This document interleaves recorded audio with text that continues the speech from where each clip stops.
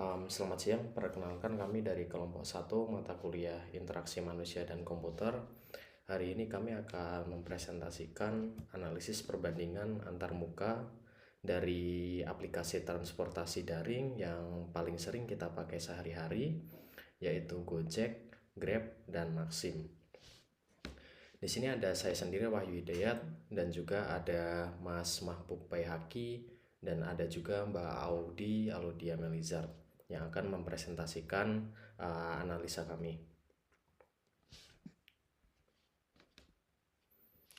Nah, ada 7 bagian yang akan kita bahas, mulai dari kenapa topik ini penting, lalu ada dasar-dasar teori IMK, lalu dilanjutkan dengan kenalan dengan ketiga aplikasi.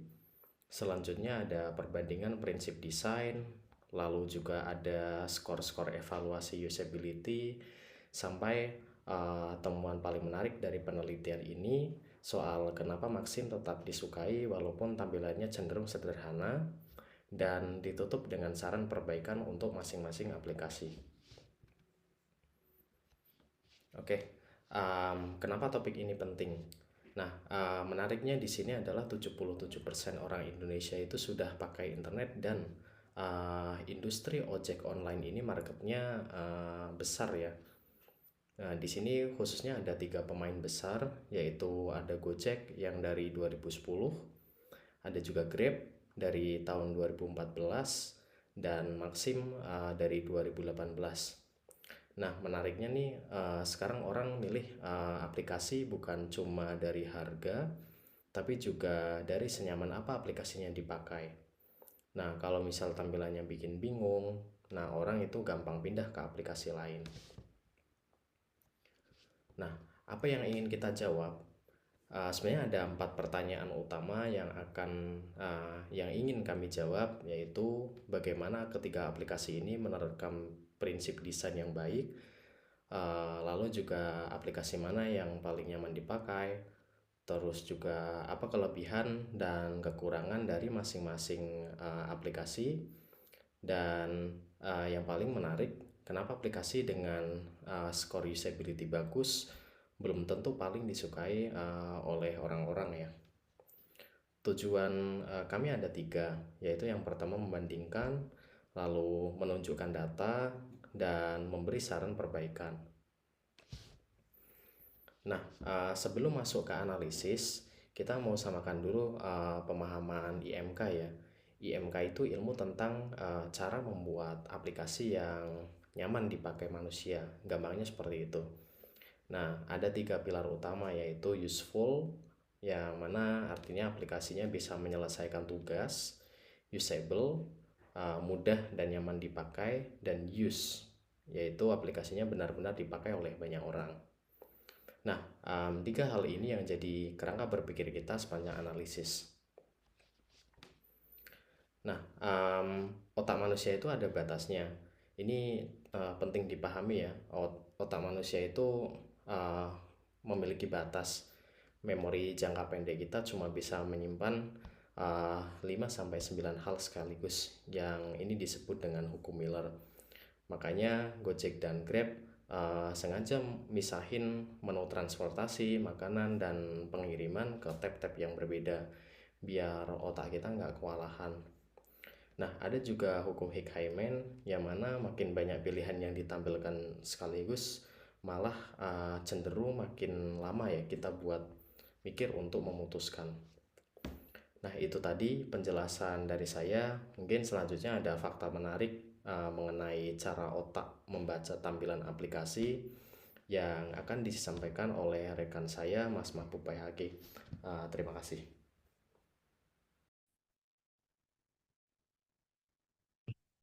Uh, ya, terima kasih atas waktu yang diberikan. Izin memperkenalkan diri, nama saya Mahbub Baihaqi dari kelompok 1 IMK.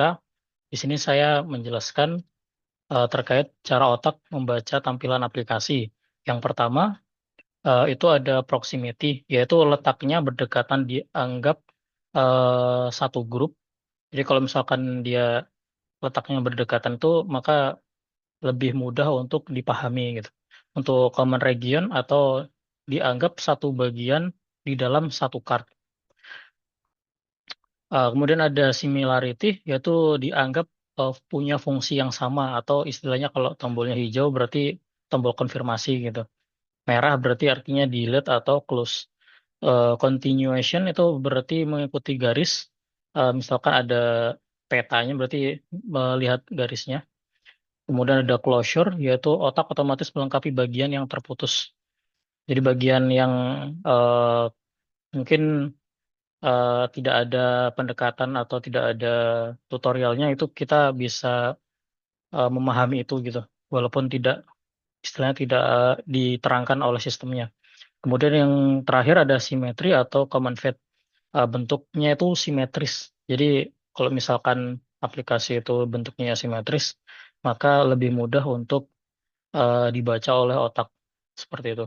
Kemudian yang kedelapan yaitu berkenalan terkait tiga aplikasi. Ada Gojek, ada Grab, kemudian ada Maxim. Yang dimana di dalam Gojek itu dia aplikasinya itu serba ada, kemudian warnanya hijau, tampilannya tuh bersih dan tidak ada istilahnya kayak iklan-iklan gitu, nggak ada. Terus kemudian istilahnya kayak apa tuh namanya, slide-slide terkait iklan-iklan gitu sangat jarang ya. Jadi isinya full tombol yang mengarahkan ke menunya.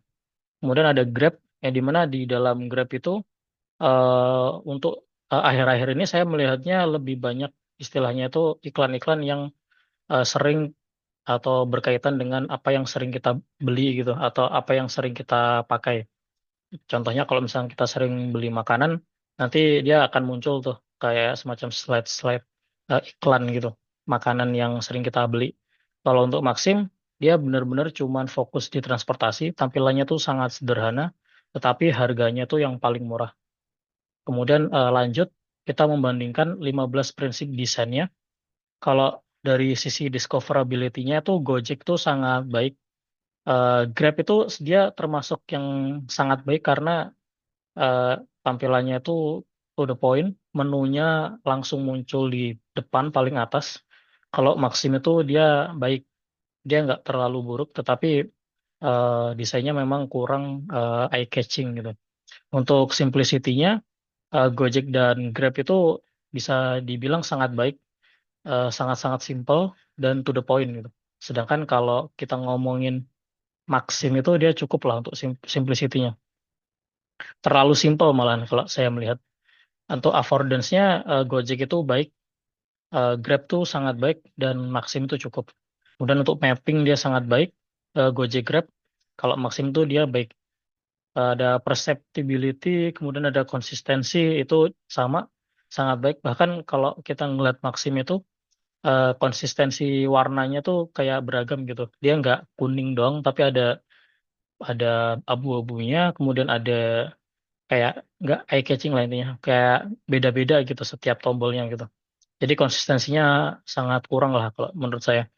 Kemudian ada menurut kami maksudnya.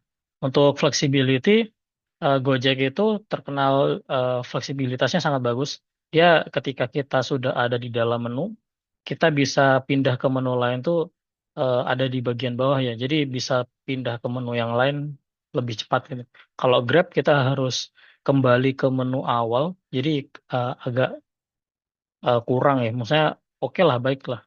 Untuk Maxip tuh cukup lah.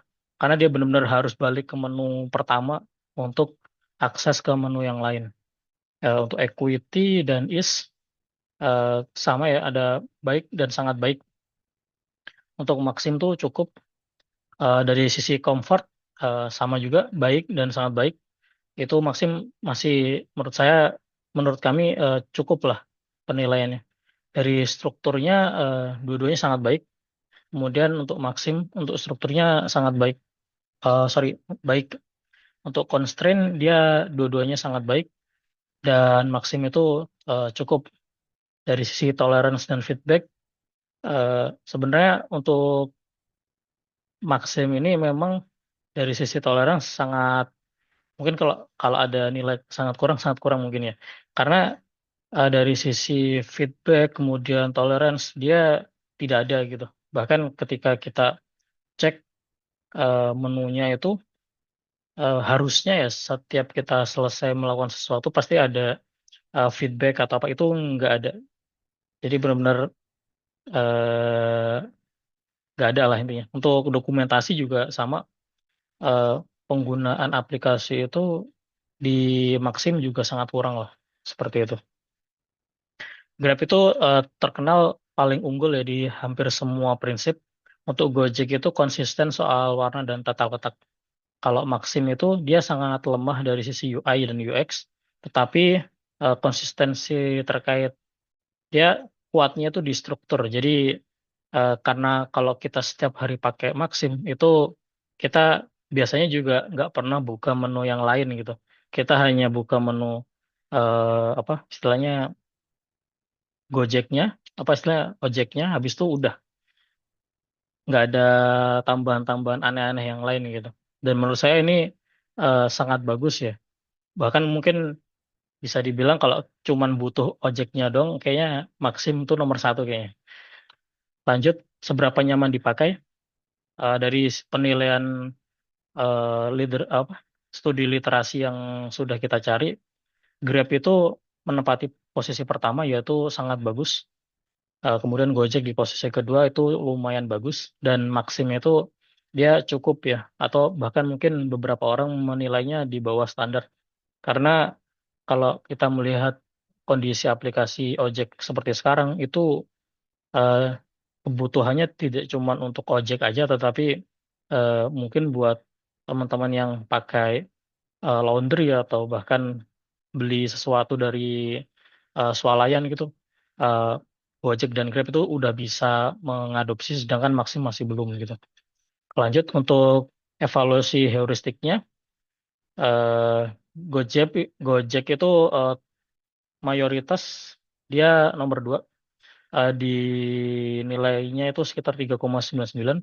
Untuk Grab itu tetap nomor satu karena dia itu kalau kita pakai juga pasti orang tahu, oh setiap hari kita beli barang atau beli sesuatu atau beli makanan, langsung muncul gitu. Dia ada slide-slide istilahnya yang membantu pengguna itu langsung mengarahkan ke yang dicari gitu. Sedangkan Gojek itu dia tampilan pertama itu dia hanya seperti tombol menu aja gitu. Makanya dia Grab itu masih jadi yang nomor satu lah untuk dari sisi heuristiknya.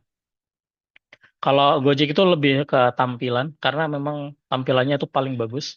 Sedangkan Maxim itu 3,31 ya untuk studi literasi yang kita cari, seperti itu.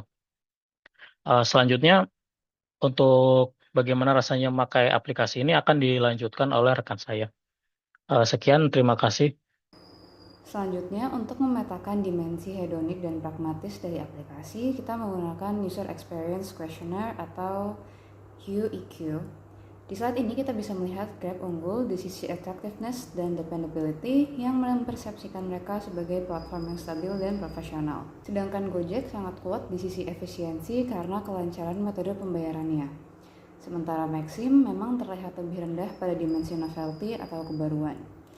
Patut diketahui bahwa angka di sini adalah estimasi ilustratif untuk mendemonstrasikan bagaimana UEQ bekerja dalam praktik evaluasi. Kemudian kita dapat melihat bahwa Maxim mempunyai skor SUS yang paling rendah dan peringkat heuristik yang paling lemah. Namun ratingnya di Play Store justru setara dengan Grab. Kenapa hal ini dapat terjadi? Kami melihat ada dua hipotesis utama. Pertama, sensitivitas harga. Di pasar Indonesia, pengguna bisa menoleransi antarmuka yang kurang mulus jika harganya jauh lebih murah. Kedua, ekspektasi. Pengguna Gojek dan Grab sudah terbiasa dengan standar antarmuka kelas dunia sehingga kesalahan teknis saja sudah cukup untuk membuat mereka kecewa dan memberikan rating rendah. Sementara pengguna Maxim mungkin punya ekspektasi yang lebih fleksibel. Dalam presentasi ini, kami membedakan mana yang merupakan data real dan mana yang data ilustratif. Data real yang kami ambil adalah rating dan jumlah ulasan langsung dari Google Play Store. Sedangkan data teknik seperti skor SUS, heuristik Nielsen, dan UEQ adalah estimasi yang diturunkan dari pola kualitatif analisis 15 prinsip UI UX kami. Berdasarkan analisis kami, ada beberapa poin strategis.